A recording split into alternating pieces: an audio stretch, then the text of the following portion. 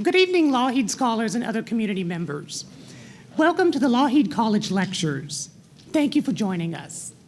My name is James White, and it is my pleasure to welcome you to the fourth year of the Lougheed College Lectures. I'm one of the teaching fellows in the Peter Lougheed Leadership College and a PhD candidate in the Department of History and Classics here at the university. As we begin, I would like to respectfully acknowledge that we are situated on Treaty 6 territory, traditional lands of First Nations and Métis peoples. I would also like to thank our sponsor, Syncrude, for supporting these lectures, and by extension, leadership development here at the university. Tonight, we are thrilled to have Brad Clark speak with us about leading through change. Established in 2015, the Peter Lougheed Leadership College aims to equip University of Alberta students with the knowledge, skills, and experiences that will enable them to lead in interdisciplinary environments and will prepare them to engage with diverse people and ideas, educating them to be outstanding people, outstanding leaders of the future. Our classes are supported by teaching fellows, who are graduate students from across campus, who lead our fora, but who are also able to receive professional development through this program. As part of our certificate program, students take a course called Topics in Leadership. This lecture series is part of that course. And so tonight we are all students. And again, thank you for joining us. The purpose of this lecture series is to expose students to provocative research and big ideas that will challenge their thinking and help inspire positive action. We hope it will motivate you to make positive change in your communities. I have a few announcements before we begin. We want to thank everyone who donated to the campus food bank this evening. If you did not bring a non-perishable food item with you, we invite you to donate online. During this address tonight, we ask that you do not take any audio or visual recording. This lecture will be recorded and will be available to the public on our website. I also want to remind any graduate students in the audience that recruitment for teaching fellows for the 2019 to 2020 academic year is now open. Tonight's lecture will run until 6:45. It will start with a lecture from our guest speaker and will be followed by a question and answer period. When the lecture and the Q&A are complete, we will say goodnight to all of you from the community, and our speaker and the Lougheed scholars will leave the lecture hall and reconvene in their forum classrooms for the second half of the class tonight. Our next lecture is on ethics in leadership. It will be held on March 4th and will be given by Jana Pruden. I would now like to introduce tonight's speaker, Brad Clark. Brad Clark is a graduate of the University of Alberta's Criminology program, and he has held a variety of formal leadership roles within the Alberta Correctional Services Division of Alberta Justice during his 13-year corrections career. Brad is a dynamic leader whose experiences include working as an Assistant Chief Probation Officer, Executive Director of the Edmonton Drug Treatment and Community Restoration Court, the Director of Alberta Community Corrections Central District, and his current role, Director of Policy and Administration for the Community Corrections and Release Programs Branch. Brad is a passionate leader who empowers staff to think outside the box, take chances, and to challenge the process. Together with his team, Brad is currently helping to transform the business of community corrections in Alberta. He considers himself fortunate to hold a senior leadership role during this time of true transformation. Please join me in welcoming Brad Clark.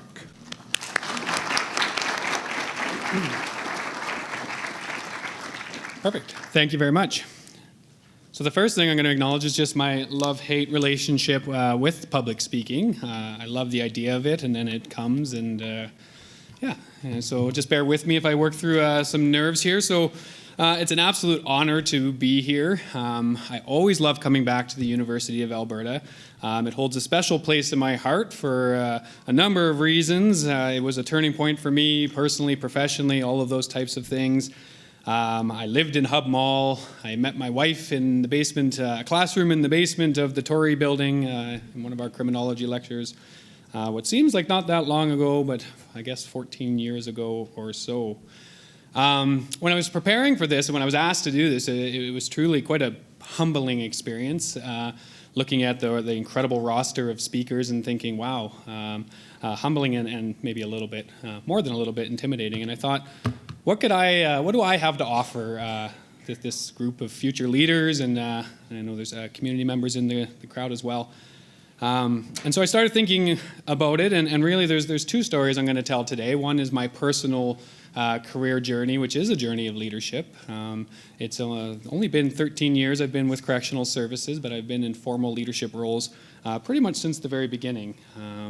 And the second story that I will tell is our organizational journey of change. It really has been a true paradigm shift in every sense of the word in community corrections over the last decade, and I have been fortunate to be at the helm of various offices, districts, and now in my role with the branch during that time. I know your previous lecturer, Marcia Nelson, obviously tough shoes to fill. She's my big boss. But I really, in thinking about, and I watched her presentation and thinking about how my presentation perhaps complements what she had to say, what I hope you guys will really get today is a practical, relatable version of leading through change. Hopefully it's something you guys can see yourselves in, you can sink your teeth into, and hopefully can inspire you as you prepare to set off into your careers. Marcia, of course, is the leader of 27,000 staff across the public service. I am currently the direct leader of 5 mighty staff, one of whom's in the room tonight. And together we support 424 staff across the Community Corrections and Release Programs branch. So as I said, I have held these formal leadership roles for the last 10 years during this time of an absolute incredible change. Yeah, so I'm just excited to sort of walk you guys through what that's meant for me today. So at the end of my lecture today, on top of my personal journey of change and leadership, there's 5 key lessons that I'm hoping that you guys will take away from this today. Those are concepts, that include hard-fought lessons learned over really 10 years of doing this. And these stories aren't mine alone, and I'll acknowledge that off the hop. I've had incredible teams at every juncture, both as peers, as staff, and as mentors and supervisors along the way.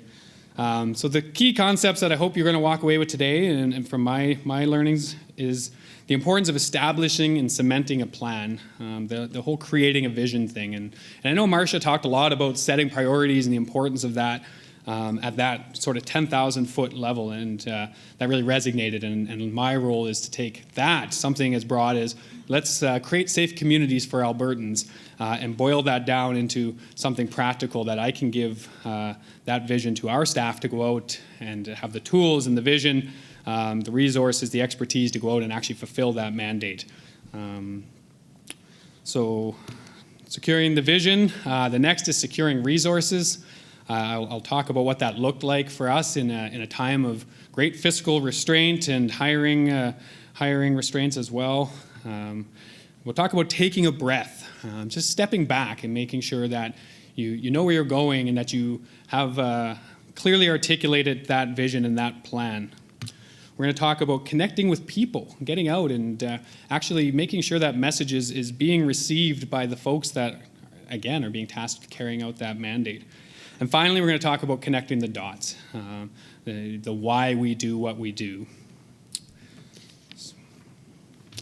So who am I? So today, just a little bit about me. Professionally, I am the Director of Policy and Administration with Community Corrections and Release Programs branch. That is with Correctional Services Division of the Alberta Justice and Solicitor General. Still a little surreal for me sometimes when I think about all of the amazing opportunities and experiences I've held, and even up to and including my current role. On a personal level, I'm married to the love of my life, again, who I met in Torrey, got engaged to in Torrey. And together we are foster parents to two amazing boys, a 10-year-old, a 14-year-old, and as some of you know, we're now expecting our first baby in July. Yay!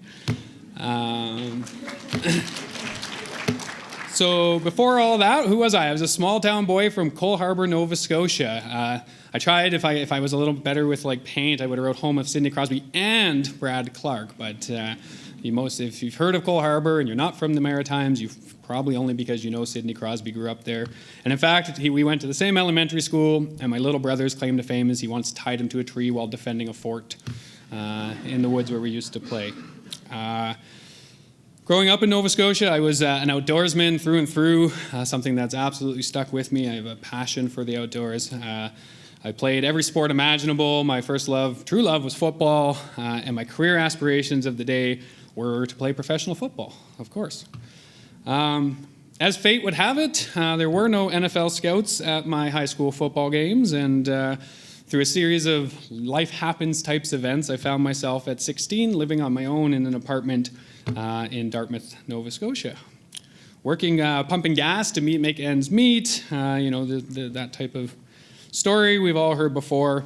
And it was during that time that I really had some interesting experiences. I crossed paths with interesting people,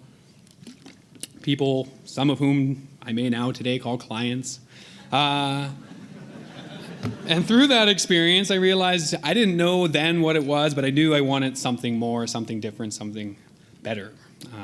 So it wasn't long I found myself, I was on a Via Rail train heading across the country to this great place called Alberta. I knew there was mountains and great fishing, and had these great aspirations of what that was all going to look like. And then I landed in Morinville, Alberta, again working, pumping gas. Excuse me. From there, my career took me, I worked for a number of years as a welding apprentice in a lumber mill, doing various jobs, which I'll actually circle back to, because they taught me a lot, and eventually found my way back here to the university, and that's obviously what's led me on the trajectory that I'm here to talk to you about today. So that's a little bit about me, and a little bit about us. So Alberta Community Corrections, we are the folks that you guys would mostly know as probation officers. There's about 424 of us. There's exactly 424 of us, actually.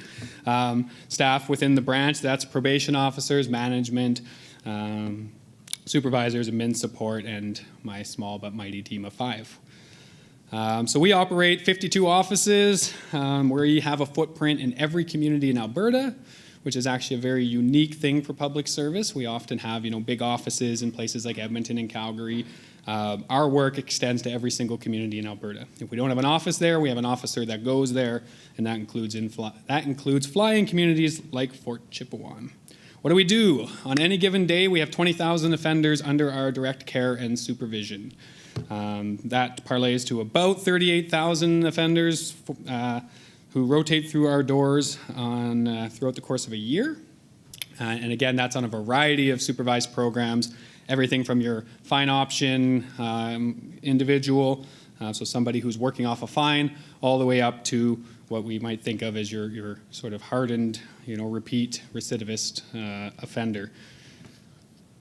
In a nutshell, what do? We administer the sentences of the court. The court will sentence individuals to probation. They'll release them on pretrial release. We are the individuals who pick up those orders, and we work directly with the people. And what do? We supervise them, we monitor them, and most importantly, and what I'm mostly going to talk about today, is we try to provide rehabilitative opportunities for them to hopefully impact a direct benefit to the community, and reduction in recidivism, which is a term, if you don't know, is a crim term, basically means we're trying to lessen people reoffending or stopping people from reoffending, or in some cases they continue to reoffend, but they reoffend with less complex, less severe offenses. So that's what we're trying to do. So before I get into to my next part, I did want to just share a little anecdote, I guess. When I was a frontline probation officer working in a targeted sex offender role, which I'll talk about, but I thought I had made the big time. I had no aspirations of standing here in front of you guys and being the director of policy and administration, I can tell you that. I came to the university and I did a criminology career panel with a number of wonderful individuals. I remember there was police officers, there was other correction staff, I believe there were some lawyers there, and there was another individual who was a frontline youth social worker. And we all did our little piece, and we talked about what we do and how we do it, and what our organizations are trying to accomplish. And when I finished doing my piece, this individual sort of jumped up and spoke up and started talking about all of the issues in corrections. And any of you who follow the media know that we get lots of them. We don't often get talked about for the wonderful, great work we're doing. It's usually, if there is any airplay, it's usually not the good stuff. And this individual was talking about it from his client's perspective. He was very much an advocate. He was passionate about the youth that he served, and we were certainly on the same page there. And he talked about, again, just the system and how it was failing everybody. And I remember distinctly sitting there and looking at this class. I was only 2 years removed from graduating from the crim class and thinking, like, is this really the message we want them to take away? And it occurred to me then, and I just sort of blurted it out, which I sometimes do, and then I kind of have to carry through with the things I blurt out. And there's people in the crowd who either have or do work for me, and they're smiling. I just sort of blurted out, and I said, you know what? I totally agree. We're failing. We're not doing right by these clients. We need to do better. The difference between you and I is I've decided to get involved in the system, and it's part of the bureaucracy, and I'm going to make a difference. You know, yay! Like just fresh face. I was going to make a difference. And really, though, I think it's important. I sort of poke fun at that now, but that really is the story, the beginning, building blocks of my career in leadership. I have been passionate about the work that we do from day one. I've been passionate about the clientele that we serve from day one. I didn't get into this business to write policy and to do the type of work I'm doing now, although I absolutely now see why it's so imperative, and of course I'll talk about that. I got into this business to try to help people who were people like me, who were people that could have easily, one decision, as I used to say to my clients all the time, I was one decision, one support away from being on the other side of that desk, and that is absolutely true. So, to talk about leading through change, the first and obvious place to go with everything I've sort of teased so far in my criminology degree and in my 13 years of formal leadership experience is to here. This is a picture. This isn't an actual picture of the lumber mill I worked in, because I wasn't taking pictures back then because I didn't think it was a noteworthy time in my life. But it's an interesting place to start, because for me, this was my first time actually leading through change. I worked here at this particular lumber mill. It was on the west end of Edmonton for about 5 years. I started as a true grunt laborer, stacking lumber 8 hours a day, literally taking 75-pound, 12-foot pieces of wood, feeding them into one side of a machine, pulling them out the other, stacking them, strapping them, putting them on a truck, and shipping them out. I did that for 2 years straight. So you want to talk about learning the value of hard work? And I remember distinctly at the time we averaged around 25 bundles of this particular custom-cut lumber a day, and our record was 31. I can remember that, like 15 years ago. We were pumped when we got 31. What was interesting, though, as I slowly worked my way through, and I was pretty useless and helpless when I got there. I didn't even know how to operate a saw at all. Brother-in-law got me a job, and I just hit the ground, worked my butt off, and just worked my way up. So after a few years, I found myself in a foreman-type position. I was an apprentice welder, but doing a lot of the sawmill-type stuff. And my boss came to me, and he said, you know what? He had this plan. We're going to automate the saw line. Groundbreaking stuff. This is like 2002. We're going to automate the saw line. And because I was welding, I was going to build some apparatuses, some machinery. We're going to make this all work. Sounded great. I mean, who wouldn't be happy about this? You know, we're going to... Instead of manually stacking lumber 8 hours a day, we're gonna speed it up. We're gonna make this a heck of a lot easier for everybody. So the great part about it was there was no job loss. The guys, the crew that we'd been working with, they knew this machinery inside out. It was incredibly intricate work. We had to meet these crazy specifications on this custom panels we were building. They knew this stuff inside out. We needed them. We absolutely needed them. But we didn't need them for their brawn and their, and their sort of their physical stamina that really had been their livelihood for their entire careers, and these weren't young folks. We needed them for their expertise. And we thought that was great. We were excited. We were like, oh, right on, this is going to make everybody's life easier. And so we worked with them, and so we built the machinery, and we did this, and we used them for their expertise, and we thought everybody was going to be really excited, and this was going to be great. And what happened? Really the exact opposite happened. Within about 6 months' time, there was hardly anyone left in the shop who had worked there before. They were all gone. I was now at the university, busing back and forth to the shop so I could set saws and things between classes because all of that knowledge had walked out the door. And at the time, it made no sense to me. I didn't understand. They were getting the same money. They were doing less physical work. So what had happened? So only now, looking back, it's so clear to me, and it's so obvious. I mean, there was a lack of awareness. The boss had talked to me. I knew what was going on, but I didn't communicate it. I just assumed everybody was as excited as I was about this. There was the fear of the unknown. These guys had worked, they were professionals at what they did, and they had built their career on it. They paid their mortgage with it, and suddenly we were taking that away. And again, my staff in the room, that this will resonate.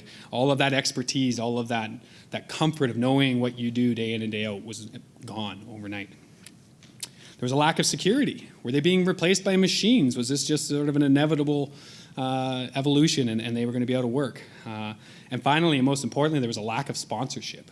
We didn't engage them in the process. We didn't talk to them. We didn't ask them what their thoughts were. We didn't get them involved in the beginning.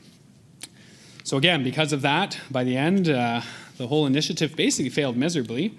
So we saw a short-term spike, and I don't know the stats, but let's say we were doing 33 lifts a day, and then poof, they were all gone. And I know this significantly set back the business. I transitioned out and whatnot, but I do know that it did negatively impact them.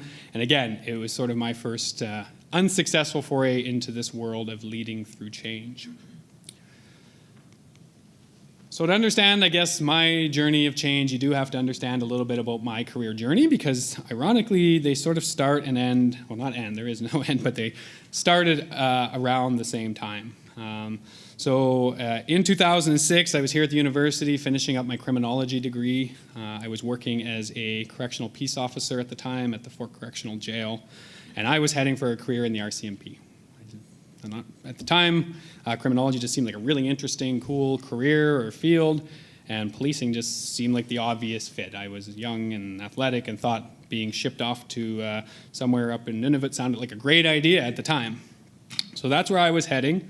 But as I worked at the Correctional Center, it was a really transformational time. I was only there for about 18 months. But what you have to think about when you think about criminal justice stakeholders, criminal justice players, if you really think about how much time do they spend interacting with offenders, with individuals in conflict with the law. The police sort of swoop in. They usually see them at their absolute worst. They're in crisis. They intervene with all of the tools they have, and they try to help as best they can, and then poof, they're gone. They hand them off to either the courts or the jails or whomever. Certainly the lawyers and the Crown, similar type sort of transactional relationship at times. Correctional officers are living with these folks, 8 hours, 16 hours a day. And that was certainly my experience. And it was there that little seed of compassion that, was always there for me and that harkened me back to my rough days on the streets of Halifax, really started to blossom. And I really thought to myself, like, there's some bad people in here, sure. I mean that's absolutely true. But most of them were not.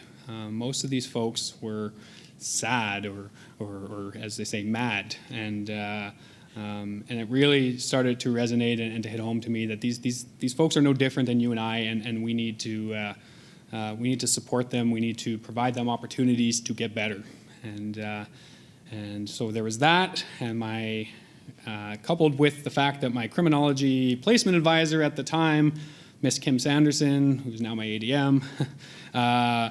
Pulled me aside one day at one of our sessions, not unlike this, and said, have you thought about a career in probation? She said, I know you've applied to the RCMP, but that's going to take a long time.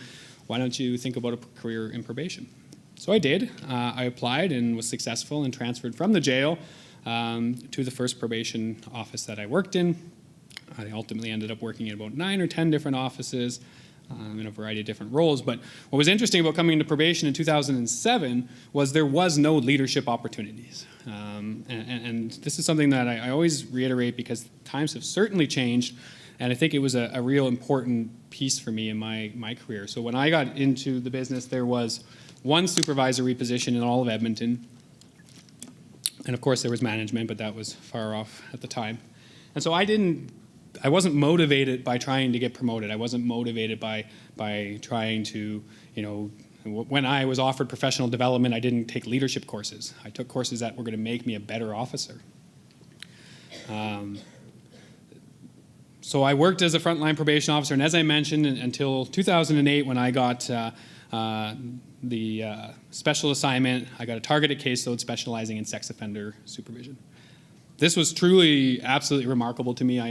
This was me having made it. I thought, what an incredible opportunity. I've only been on the ground for about a year, 2+, I guess, if including my time in the jail. And here I was supervising high-risk sex offenders along with, specialized policing units and then doing this really fascinating, interesting work. So that, again, I had no aspirations beyond that at the time. I just wanted to do the best I could do. And then working with sex offenders will really teach you, and it'll really test you, and it'll really teach you, test the limits of that compassion and teach you that the difficulty of translating theory to practice. It's all great when you're talking about the shoplifter or the petty crime guy, but when you're talking about someone who offends on children potentially, it's a lot tougher. And so I spent about a year doing that work, incredible work, one of the best years of my career, but definitely one of the hardest. I'd say it took me several years to get that off of, to sort of come out of that. And I know there's professionals who dedicate their whole career to that, and that amazes me, and I think what resilience and strength they must have. So in 2009, an interesting thing happened. There was the government of the day, there was a Safe Communities initiative, there was money, there was resources, and the probation service was actually expanding. So they endeavored, they were going to hire 112 new probation officers over a number of years. And of course, in order to accommodate that, they were going to have to hire new supervisors. So these new supervisory jobs came out. I, of course, didn't even bat an eye. I'd been around for 18 months at the time. And a senior colleague came, a colleague who'd been around for over 20 years came to me and said, "Brad, you need to apply on this." So, what do you mean? Why would I apply? Of course, I'm woefully unqualified. How could I possibly supervise folks like yourself? And she had talked about my passion for the clients and the fact that I do the work the right way, this kind of stuff, and none of that to me at the time felt like leadership stuff. But all right, why not? So I threw my name in the ring after some consideration. I kind of half-bombed an interview, but something stuck, and they gave me a 3-month temporary assignment as a supervisor in 2009, and I've basically never looked back. Thanks to a hiring freeze at the time, I ended up that 3-month role turned into an 18-month role. After the 18-month role, something really cool happened. I was offered a permanent job as a supervisor in a office or a center, one of our pieces of the business that was doing work I didn't believe in, or not that I didn't believe in, but I wasn't passionate about it. They were doing strictly bail supervision at the time. They weren't doing any rehabilitative stuff. It was very much sort of just the supervision, the enforcement side of the work. And I was like, I don't know if this is for me. And so again, I had some great mentors, and there was an opportunity to take a rural position, so I'd have to drive like 3 times as far, and included travel to Whitecourt and some great communities. But it was a supervisory role, it was temporary, and it was 6 months, and so I turned down that permanent role because I really believed that the department was starting to go in a different direction, and I wanted to be a part of that. And again, I think that was a turning point for me, and that's a message for you students that, do what it is that you're passionate in. So I took that other job. I did that again for about a year. It was awesome. I had some wonderful experiences, challenging experiences. The rural world, as it is in a lot of businesses, and government services especially, is a different beast, less resources, more diverse work. You're doing everything from A to Z in terms of the programs that we did, that we supervised. And it was just wonderful, amazing experience. So a year after that, I came back to Edmonton because finally I did want that permanent job. You know, there's always that little thing. So I came back to Edmonton and took a permanent supervisor's job. 6 months later, I was a manager. 3 years it took me from my frontline supervision to becoming a manager. That was ticking along. Everything was going fantastic. I was managing the office. I was inspiring my staff. I had all these great plans. I was going to sit here for the next 10 years and do all this wonderful work. And then poof, a number of things happened. There was a manager at the time who was running this crazy program I had heard of called Edmonton Drug Treatment and Community Restoration Court. He was coming back. He, of 32 years experience or something like that, certainly trumped me in my, couple of years at that point. So I was being bumped back to a supervisor position. No problem. I'm very new in my career. And then I got a call that from the then director who offered me to come downtown and have a meeting about the Edmonton Drug Treatment and Community Restoration Court. He said, do you know about it? Do you know the program? I said, well, yeah, I had gone. I had sat in as a PO trying to learn. I had seen some things, but really I didn't know anything about it.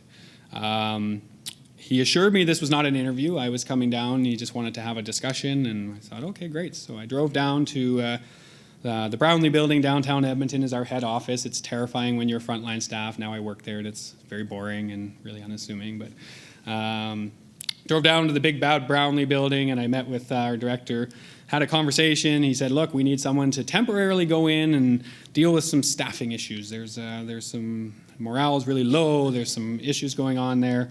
We think you could go in and really try to just stabilize things for a few months until we sort of figure out what we're going to do. I said, well, that sounds reasonable enough. Sure, what are you thinking? And he said, well, let's go over and meet the judge. So away we went over across the street to the courthouse and met with wonderful, amazing judge, Darlene Wong, who was the godmother of the Edmonton Drug Treatment Court and drug courts in Alberta. And I just essentially, and also there was a senior federal crown prosecutor there at the time, and I proceeded to get grilled with the worst job interview of my life.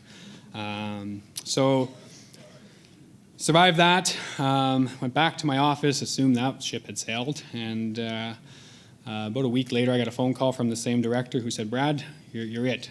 We want you to report downtown this afternoon to the drug treatment court. So I hopped in my vehicle, I started driving downtown, and got about halfway there, and just the panic just hit me. I was like, holy, how am I going to be the executive director of the Edmonton Drug Treatment Court? This is just a total foreign concept. I literally turned my vehicle around, drove home, told the boss that I was taking the afternoon and I'd show up the next day. So the next day I put a suit jacket on, I did my tie up, and I walked into the office to be the executive director of the Edmonton Drug Treatment Court. What I found was a team that was fractured and a team that had some issues, but it was a team of the most incredibly passionate, committed individuals I'd ever met. They were doing absolutely phenomenal work. They were working with the highest risk, highest needs, drug-addicted offenders in Edmonton area. This was like nothing I'd ever seen. It was Shangri-La from a corrections perspective. And so what an honor. So I essentially just started trying to move barriers, trying to make things easier for them, trying to get the team working together, trying to get this ship sort of going in the right direction. It's amazing, and this is a phenomenon, and I won't go into it, but I've seen over and over again. The most compassionate people when it comes to clients are sometimes so harsh and so critical to their colleagues. And so just remember that, too, as you get into the workforce. Don't forget kind of that we're all people here. So I did drug court for a couple of years. Unbelievable, amazing learning, amazing experiences. We really did a lot of transformational things in 2 years with that program. We started bringing in evidence-based practices. We started to really ask some hard questions about some of the things that we were doing, and really we started to reap some big benefits because of that. A couple of years in, similar experience, and this will sound familiar. There was a posting for a couple of vacant directors' positions, and of course I didn't even look at it. I wasn't even a permanent manager at the time. I thought, well, this will be great. Somebody will get a director's job, and then maybe I'll have an opportunity to compete on a manager's job. But again, someone called me up and said, oh, maybe you should, have you thought about applying? And of course, I gave the old, well, no, why would I? Lo and behold, I did apply, and to my great amazement, I was successful, and that's when I started my career in senior management. So I was a senior manager 8 years into the role. And so again, I sort of walk you through that, not so much that I can sort of sit here and say, yay, look at me. It's more about you guys sitting there and whatever you're passionate about. For me, it's corrections. For me, it's my clients.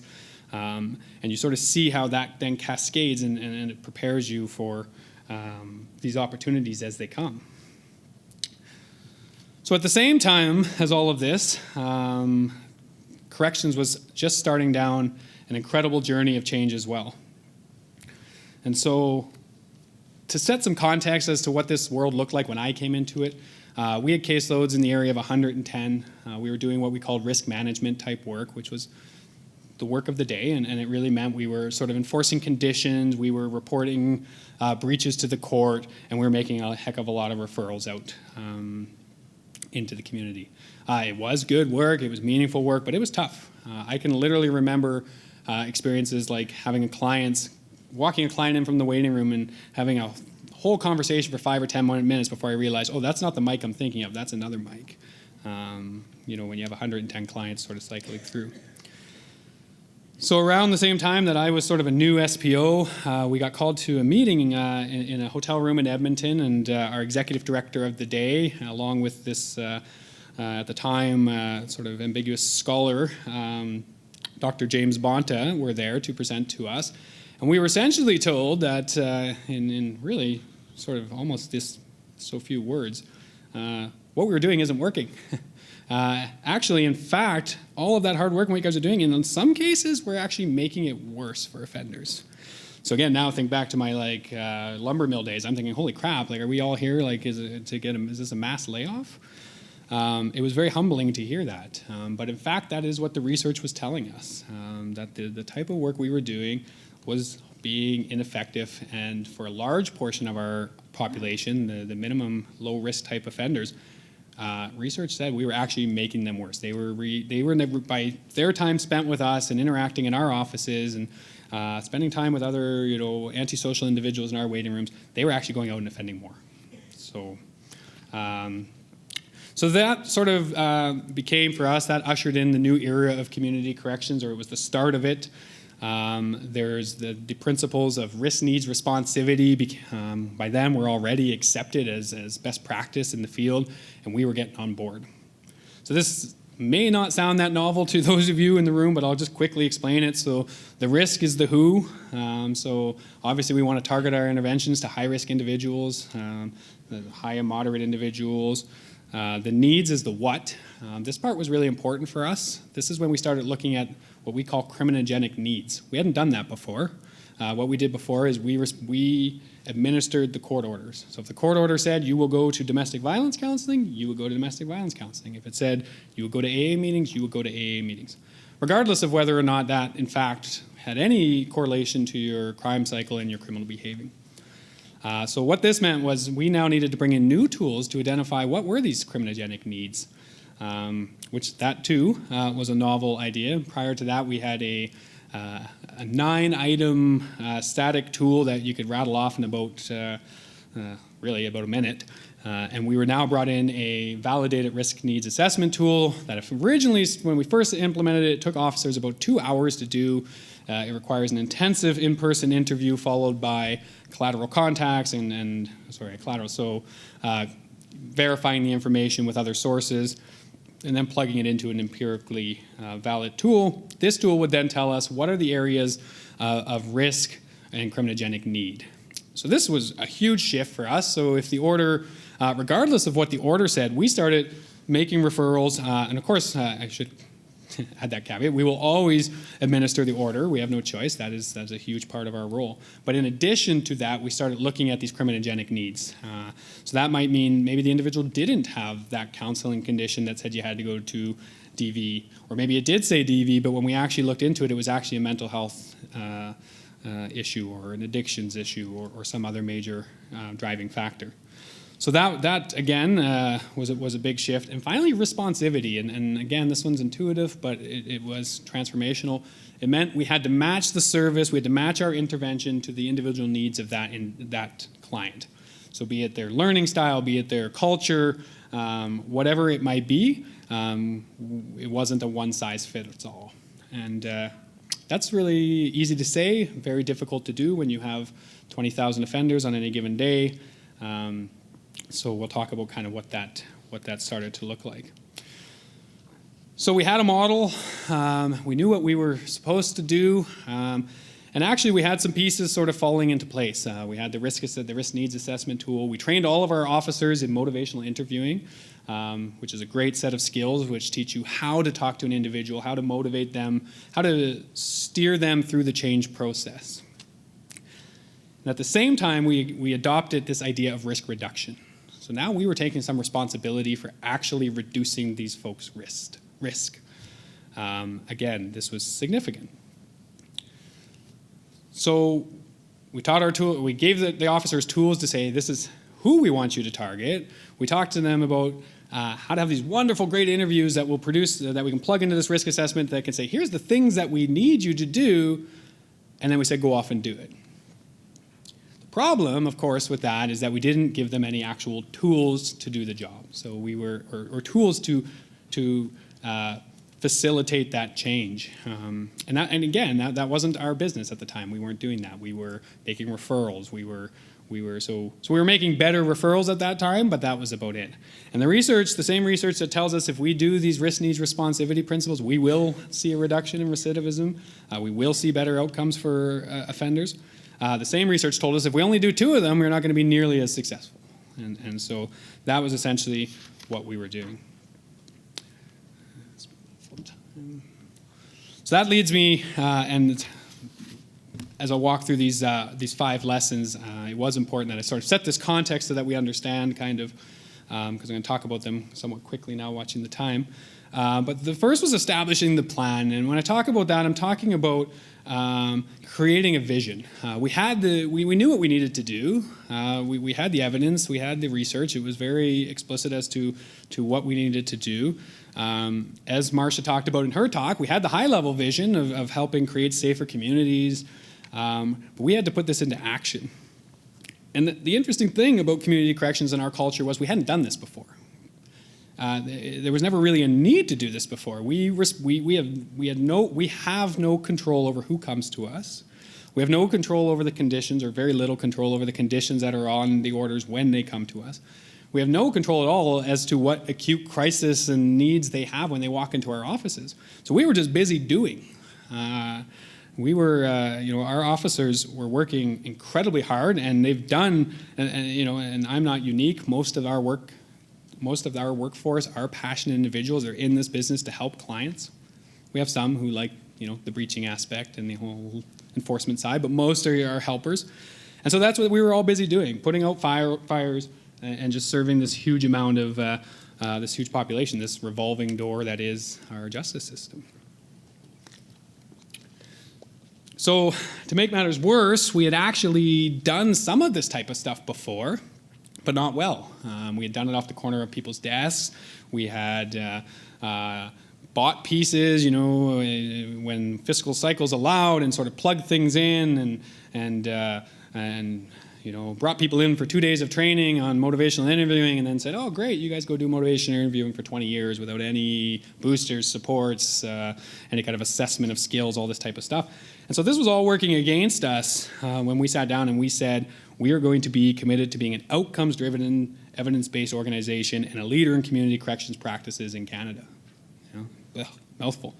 But that's the vision, and that wasn't my vision. That was the senior leadership team with amazing executive leadership at the time who were willing to push the envelope and to set that as the standard. That's what we're trying to achieve. And so, again, it sounds not that remarkable, but in a business like ours, in a world like corrections, it is a true turning point, and we'll see why. So the second part of this, and again, these aren't sort of. I recognize sort of crazy concepts, but I hope when you layer them against the story I'm telling, you'll see why they're so impactful. So securing resources. So again, I mean, how many, for those of you who are students, this might not resonate, but anyone who's been in a management role or worked in any type of field, really, how often have you been asked or have you asked somebody to manage a project, to lead an initiative, to take something on without any sort of real consideration as to, do they have the project management skills? Do they have the change management skills? You know, do they have policy awareness and planning?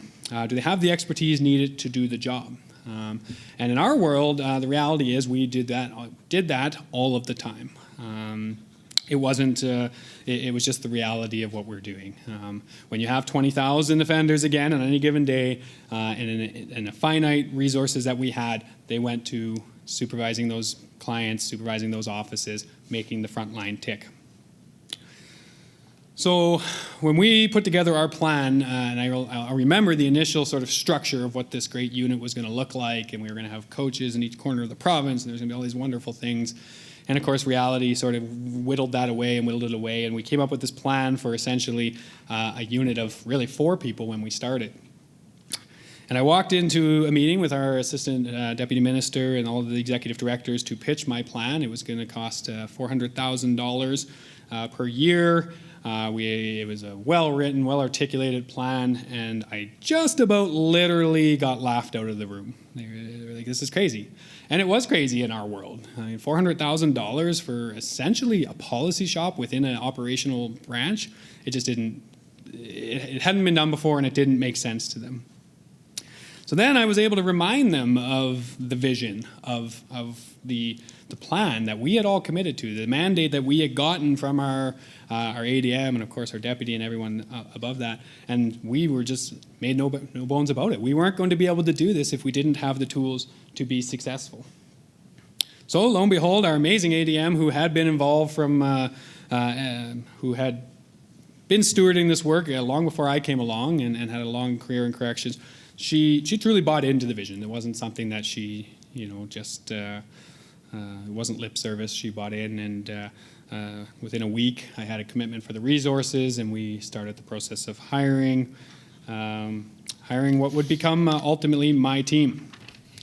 So who are we? We are the Programs and Policy Development Unit within the Community Corrections Branch. Not the most sexy of titles, but and our mandate, essentially what we do is we translate best practices into operational solutions for our workforce to improve outcomes for clients under supervision. And so you've been listening to me talk for a while, so you can appreciate that for me, what I'm passionate about there is we give them actual real tools, operational solutions to do their work that are actually going to contribute to outcomes for offenders. We're not a think tank. We don't sit up at head office and come up with great ideas. The great ideas are out there. Our job is to take them, to implement them, and to give them to the front line so that they can actually do the incredibly important work that they do. So lesson 3 is to take a breath. So ironically, I'm running out of time, so I'm not taking breaths. So when I show you this picture, and I'm just going to ask, what is it? What do you guys think it is? So you can see where this is going in all likelihood, right? So there it is. Was it what you thought it was? Maybe, maybe not. And so when we only give you a piece of the picture, you're going to fill in all those gaps, and our staff do the same thing. They knew what the vision was. They knew what we were trying to accomplish. They knew these little tools we gave them, but we didn't talk about how we were going to get there and how did all the pieces fit together. And so what do they do? Well, what they do is they fill in those gaps. So they'll talk to their peers. They'll talk to others, frontline management who are well-intended and really want to drive this home, but maybe they don't have the tools to be successful. And so essentially what we end up getting is staff sort of writing their own script and assigning their own meaning to things and to where we are going. Up at head office, we felt great. Like I said, we had the vision, we had the plan, we were off and running, and then the feedback started coming in. So how are we going to get there? What comes next? What about? So as a team, we needed to step back. We needed to take a breath, which again is not an easy thing to do in our world. Things move very quickly. And we needed to I needed to give my team the ability to step back, that needed to say, no, it's okay. Spend 6 months developing that tool. I know we've got this thing coming and that thing coming, and we have this pressure breathing down on us. We need this. And my job was to free them up so that they could do that. And that included, a lot of sort of insulating them from, again, pressures from on high, making sure that, like, once you have a group of really smart people working in one place, guess what? Everybody wants them to do everything. And so I was there deflecting things away and really allowing them, for the first time, probably ever, and certainly in a long time, to play the long game. This was not a quick change. This wasn't going to be done in 6 months. This isn't going to be done in a year. We're really talking about transforming the business for the future.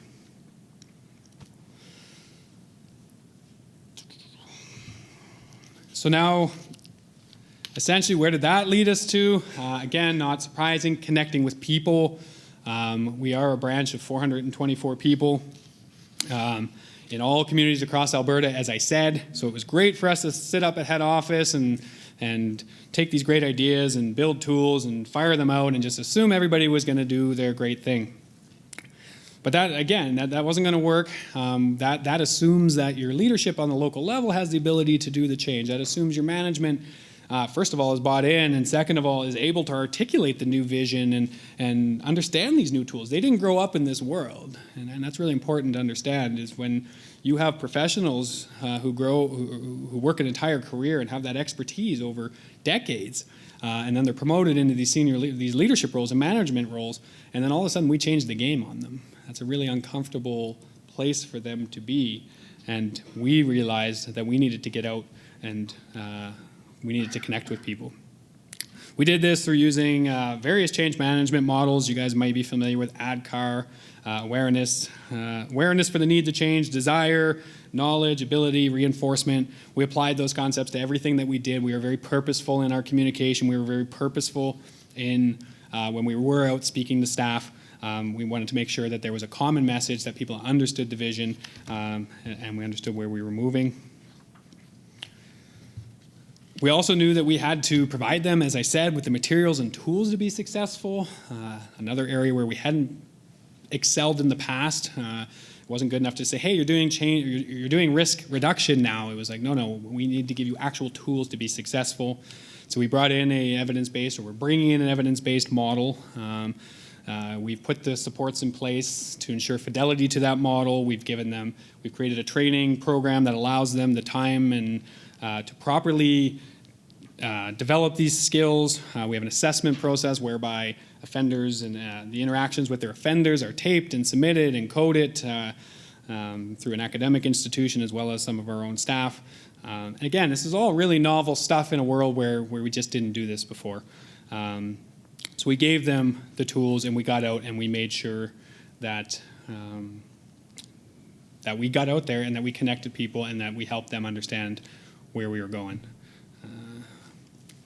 So connecting the dots, this one is the old, so we've got the vision, we've secured the resources, we've built the map as to where we're going, we've made sure that everybody has the same map, which was important, provided some opportunities for feedback and coaching along the way, and then bam, surprisingly, we're hit with another barrier, or not surprisingly, I suppose.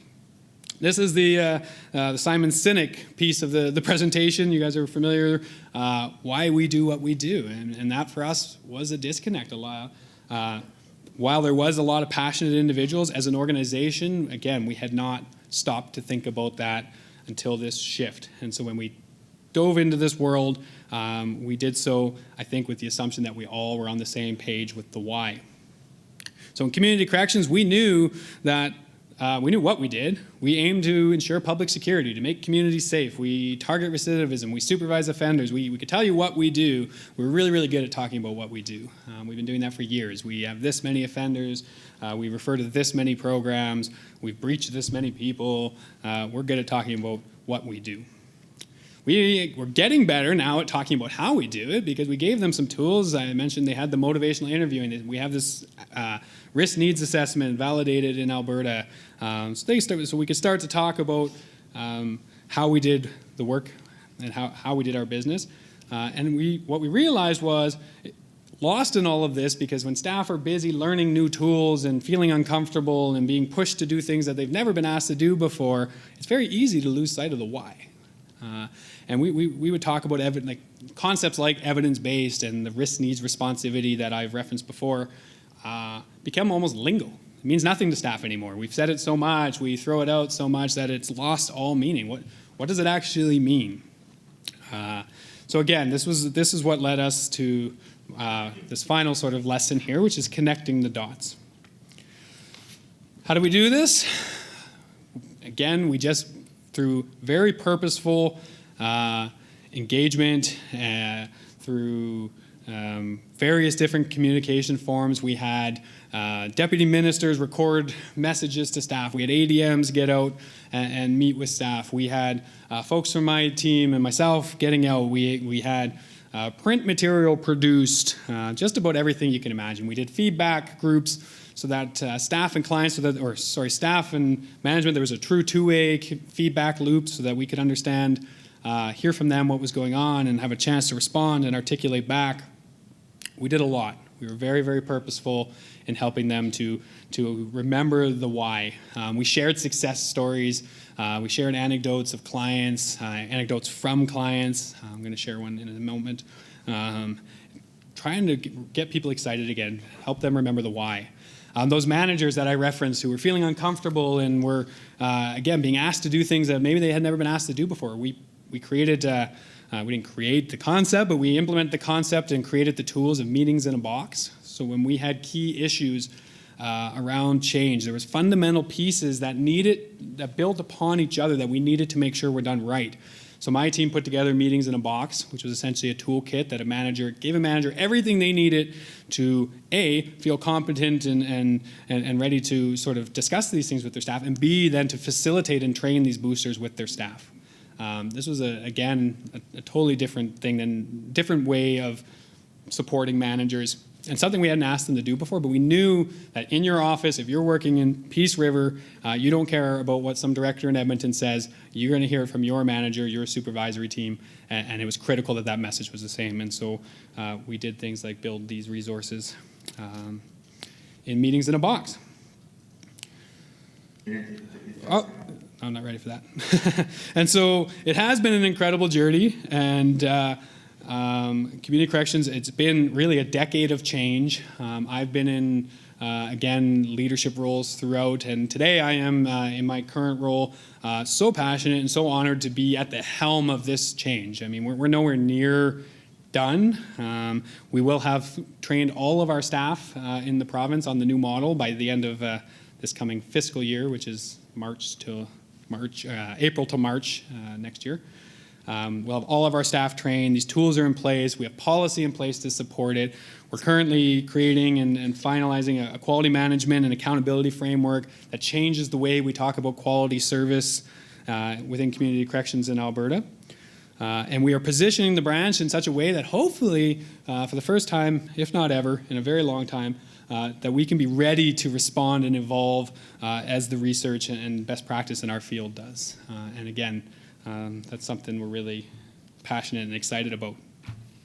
So what does that mean for me, that little wide-eyed kid who was, excited about making a difference and having impacts with clients? Of course, this all feels a little bit far removed now, but I think I'll sum it up best by playing you guys a little clip. This was an unsolicited clip of a client. We do have permission to use it. That was taped during one of his audio sessions that were taped. So. It does help. Like if I didn't have the help that I have now, prior to some of the experience that I've had in probation, like this is by far the best I've ever had. Oh wow. For help. Because before they'll just sit there, oh, how you doing, and then send you out the door. Right. Are you keeping the peace, being a good behavior? Well, yeah, like I'm not for the coming most here. part, yeah. Yeah. And then they send you on your way. Yeah. I'm actually doing something with my time, I'm not wasting it. Right. And Well, I'm glad like I said before, when I leave this office, I feel way better than when I came in. Right. And then I smile when I leave, Right. Before I never had that. Well, I am glad. And also a lot of that has to do with the changes that you have made as well, right? Yeah. You're a different person Like, thankfully, Yeah, I I'm got like you when the- you were the different person. Yeah, I like Yeah. the paperwork idea, you know, I like that. Right. Like, To it do shows stuff, that you yeah. guys are actually working with a person, you know, and Right, not just, like I said before, hi, how are you doing? And ask me my conditions and then send me on my way. Send you right? right away with new appointments. Those are Yeah, important. yeah, it doesn't work. No. Like, I'm just staring at the appointment card. Well, that was kind of a waste of time, Right. you know? Yeah. This time. Like, you- maybe if you I feel like- did that years ago, maybe I wouldn't be coming through the doors all the time. Yeah. And well, and that's the whole point about this, right? It's about trying to Keep me out reduce of the doors, recidivism. yeah. Yeah. Yeah. Awesome. And so, of course, that's an anecdote, but our initial evaluations of the program and or of the work we're doing bears out the same. And we are going to be looking at things like, of course, long-term outcomes and all of that as we move forward. And so with that, I will end the presentation and turn it over for questions. So, thank you.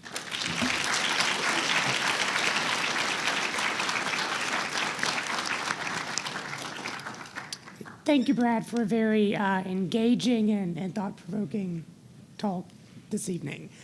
So we do have a few minutes for questions right now. I'm going to request that you keep your questions concise and focused. If you do have a question, please raise your hand, and we will get our tossable mic to you. When you get the... Is it on? It's on? Okay. When you get the mic, please do talk into it. Don't hold it down there, or we won't be able to hear you. So we have 2 teaching fellows who are going to be throwing the microphone at you.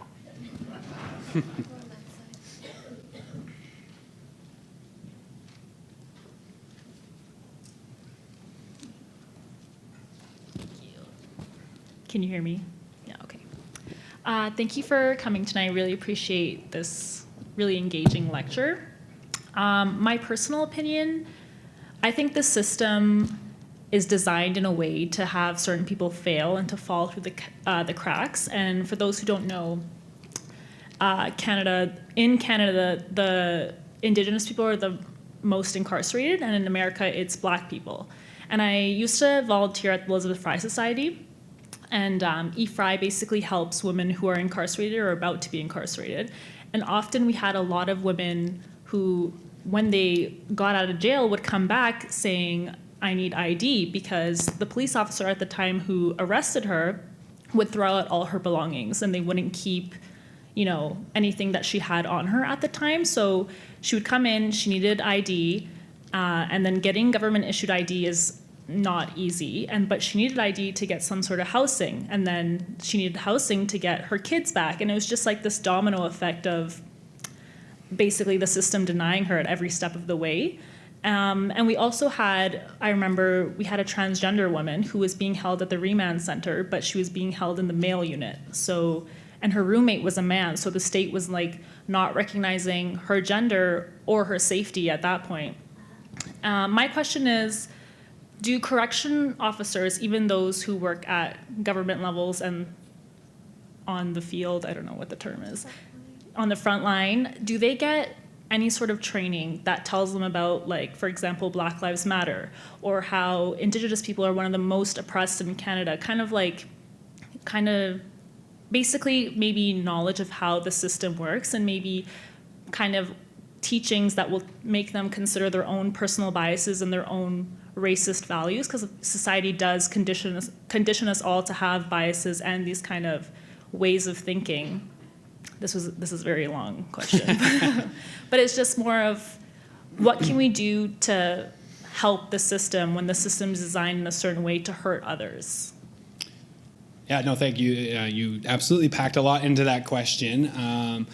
So, I mean, first and foremost, to give a corrections lecture and not acknowledge the overrepresentation of Indigenous peoples was sort of my mistake, and I thank you for bringing that up, because it is in fact absolutely true, and it is something that we need to acknowledge, and we need to work better. I'm not in a position to speak for the entire sort of justice system, and I'm not going to try to. Your specific question around is there training? The answer is yes, and it's getting better. There are actually all staff are being encouraged and required in certain cases to take unconscious bias training, cultural training, and in specific Indigenous cultural training, which were developed in consultations with Indigenous stakeholders, are mandatory for all correction staff, both institutional and community corrections. And we've done a lot of work. In community corrections, I can speak to, I can't speak for everybody. We just revamped ours in the past 12 months. Again, I'm not going to sort of sit here and say, is it enough? Is it, but certainly it's something that is absolutely critical and acknowledged. The responsivity piece to the work that we do is going to force us to recognize these things and to work with communities to figure out how we're going to best serve those populations. We've already started those conversations. It's not easy. It's, as you well know, it's not a one-size-fits-all. Getting ourselves sort of organizationally to a place where we've changed the way we approach our work has set the foundation, and this is the type of important next steps that are absolutely critical. So. Thank you. You're welcome.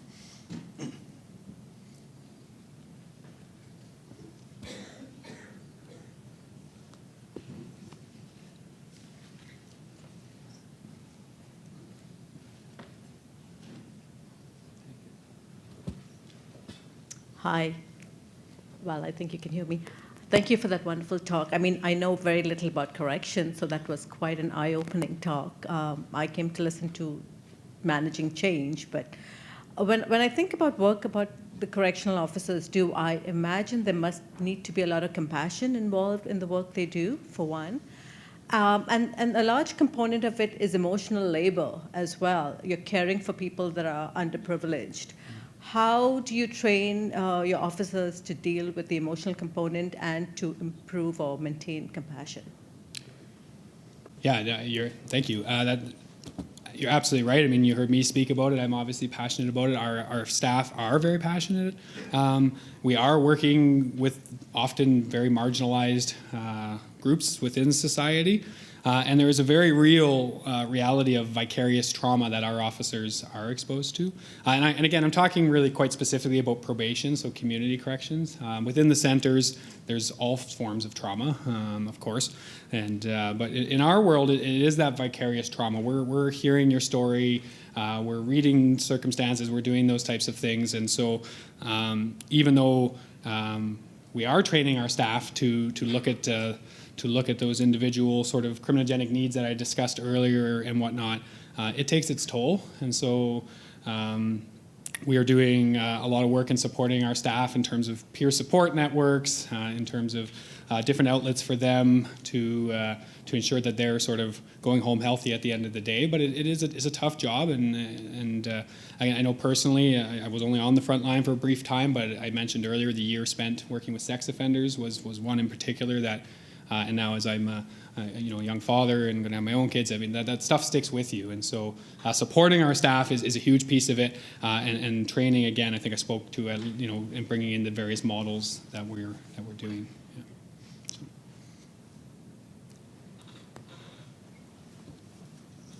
Did you still have a question? Sorry. Hello. Okay. Thanks. First of all, thanks a lot for that talk. So my question was, you mentioned something like meetings in a box. Can you explain more what that is and how it helped your organization?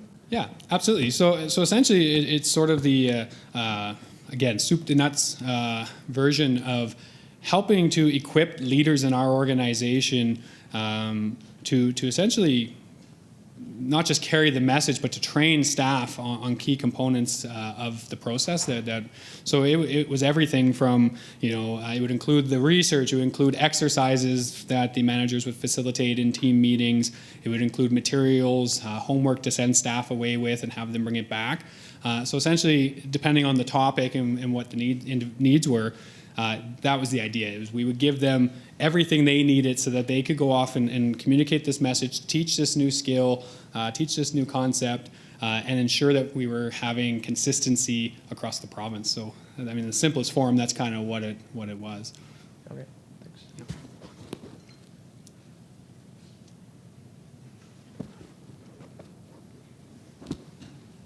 Thank you. So I have a question on the change management side of things. So recognizing that you would work in a system, across the justice system, did you experience any resistance or challenges from other sort of branches or divisions within the justice system, or even outside partners? And if so, how did you manage that and get their buy-in? Yeah, absolutely. It's a great question. We are part of a very complex system. And of course, and in justice, it's very much, and corrections is very far downstream from a lot of decisions that get made along the way. So certainly we've had to be very purposeful in how we worked with our justice stakeholders. A lot of that is education. I mean, this is, while it's new for us, it's well established sort of best practice. The research is sort of accepted in the field now, and so that certainly helps pave the way. A lot of what we do on the back end, in some ways, it doesn't impact as much upstream. We absolutely, again, talking about sort of future work, we all swimming in the same direction is going to absolutely help. So definitely the judiciary, as you can imagine, they're giving us orders, we're making these decisions. They've been very much supportive and on board once they understood what we were trying to do and the model that we're working in. External stakeholders is a really interesting one, and this isn't a room of corrections folks, as you guys acknowledged. I mean, people have ideas and biases and thoughts about what a corrections worker is, what it is, the type of work that we do. And so that definitely, and actually one really interesting one was treatment providers. A lot of treatment providers were really uncomfortable with this new way of doing business. It's like, hold on a sec, you guys are now using cognitive behavioral type interventions, you're not a counselor. Which of course we're not, and we're not doing CBT therapy. We're using tools, and so there's a lot of work that had to be done with partners across the province. In terms of educating and understanding and making sure we, that we're not sort of crossing lanes into their world, and that is not the intent at all. We still absolutely use all of our amazing professional and community services. But yeah, that's been a huge piece of it, and that's still ongoing. I mean, we're like I said, almost a decade into this change, and I can remember doing stakeholder presentations in 2009, 2010, and we're still doing them today. So that's a huge piece of it, absolutely. So yeah. Hi. So it's obvious that you've got some really great measurements for understanding the success of the program for your clients. Right. I'm just wondering if you've measured the success for your employee satisfaction and retainment. So it is part of our evaluation plan. We haven't done it yet here in Alberta, but there has been research on the model, and it's interesting because it is there are certainly considerations around things like burnout and things like sort of again the role sort of shifting, and as we sort of focus their attention on these more intensive, higher risk clients, one of the unintended consequences is they're getting less of the cookies, it's a term in one of our models, but those low risk offenders who you feel good about. They're coming in, they're in post-secondary, they're doing these things, and you feel, and so certainly it's a very real phenomenon that staff, it's taxing on staff, but the research will show that most of the staff in this type of business are motivated to do this type of work. Most of our staff will tell you, this is why I got into the business. What gets in their way are things like high caseloads and other programs, other types of orders that they have to supervise, work that they still have to do that doesn't necessarily jive with this new model. And so definitely it's something that we're very mindful of, and it all the way up to it may change who and how we recruit into this type of business. If you were getting in the business 15 years ago to be an enforcer, this probably isn't the job for you anymore. So. I think we have time for one more quick question, and then we will close out the evening. Okay.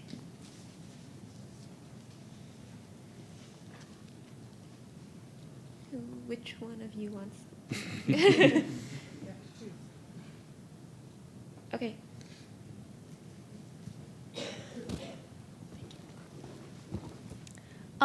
So thank you again for your presentation. I just want to ask, oftentimes we deal with things after the fact that they've gone bad, which I understand is the purpose of corrections. But how can leaders in government or society or in organizational positions such as yours work to enact change before the person ends up in the remand center? Yeah, I mean, that's such an important question. You're right. Corrections, two parts, I guess I'll answer that. So I do think we have a role in that. So I don't think corrections gets off the hook because we are downstream. But we are dealing with intergenerational types of issues, intergenerational traumas. My colleagues who've been around for longer than I have will tell you that they had so-and-so's dad on the probation, and now sadly they have the son. And so by doing this type of work, if we can actually intervene, we are stopping the cycle from repeating itself. But I think the type of work that we're now doing and identifying, I mean, it's been no secret. I mean, we know, these sort of social derivatives, these social that phenomena that lead to criminal behavior. We know that they're societal problems. We know that, they're broad issues that we all need to work together. I think that by focusing our work the way we are now, not just responding to court orders, looking at what is actually leading to this type of behavior, and we've been doing that now with those risk needs assessments for about, I guess we're coming up on 10 years, and there's a lot of data in there. There's a lot of information in there that we can sort of share and help work with our partners in health services, community, social services, different areas of government to start addressing these issues. Because you're absolutely right. But it's great. I mean, we can and need to do corrections as well as we can. But in the perfect world, we'd be turning that tap off. And that's so. I don't know that I have a direct answer for you, other than I think we all need to, by bringing in this type of evidence-based work in one area, and it's a trend across government, starting to get serious about what works. Not what have we done for 20 years, but what actually works, and what do we need to do differently. And I think that tide is slowly turning. So. Excellent. Well, unfortunately, we are out of time. Thank all of you. I want to thank all of you for coming tonight. Please join me in thanking Brad for sharing his story and experiences with us. Thank you.